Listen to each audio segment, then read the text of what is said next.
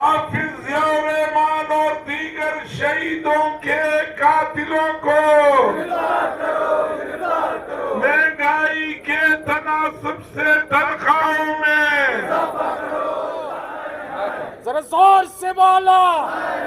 آٹا مہنگا، چینی مہنگی، دال مہنگی، پانی مہنگا، خون سستا.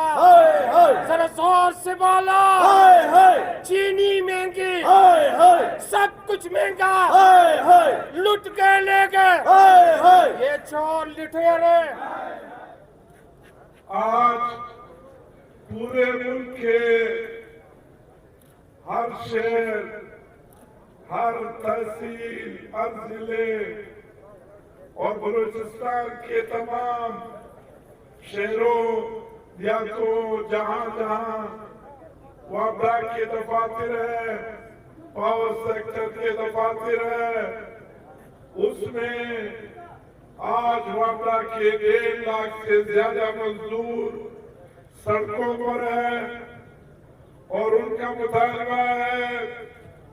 بار بار پہلے بھی یہ مطالبہ دہرایا گیا ہے کہ IMF اور ورلڈ بینک نے اور دیگر مالیاتی اداروں نے وابڈا کو تقسیم در تقسیم کر کے آج جس نیچ پہ پہنچایا ہے اس میں سرکولر ڈیٹ 3,000 ارب روپوں سے بڑھ چکے ہیں اور ہر ماہ اس میں بدستور اضافہ ہو رہا ہے.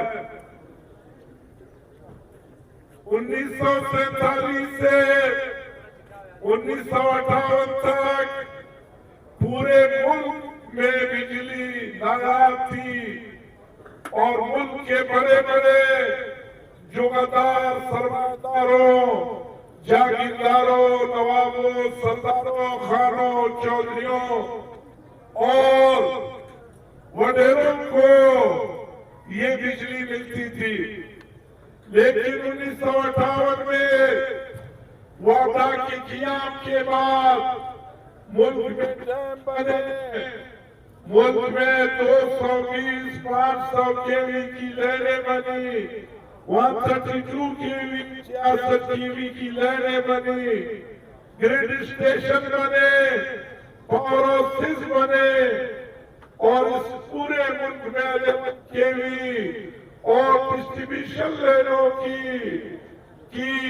ہر جگہ پہنچ ہو گئی اور اس طرح ملک میں سستی بجلی اور 24 گھنٹے بجلی کی روانی ہوئی، جس کی وجہ سے اس ملک میں زراعت نے، صنعت نے، تجارت نے ترقی کی اور اس ملک میں وہ دور جو ہم نے اپنے آنکھوں سے دیکھا کہ یہ جنا روڈ پہ سائیکل پہ لوگ پھرتے تھے، پیدل لوگ پھرتے تھے اور زیادہ سے زیادہ فریاد تک کوئی بس میں سفر کرتا تھا. اس وقت گھوڑے، اونٹ، خچر اور گدھے پہ سواری ہوتی تھی.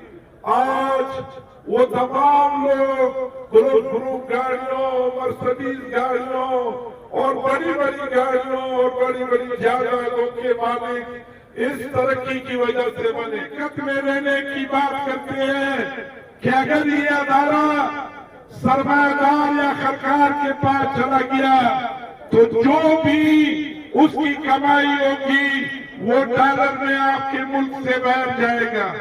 یہ بجلی مزید مہنگی ہوگی اور اس ملک میں صنعت، زراعت، تجارت، گھریلو صارفین اور کاروبار ہمیشہ تباہ و برباد ہوگا.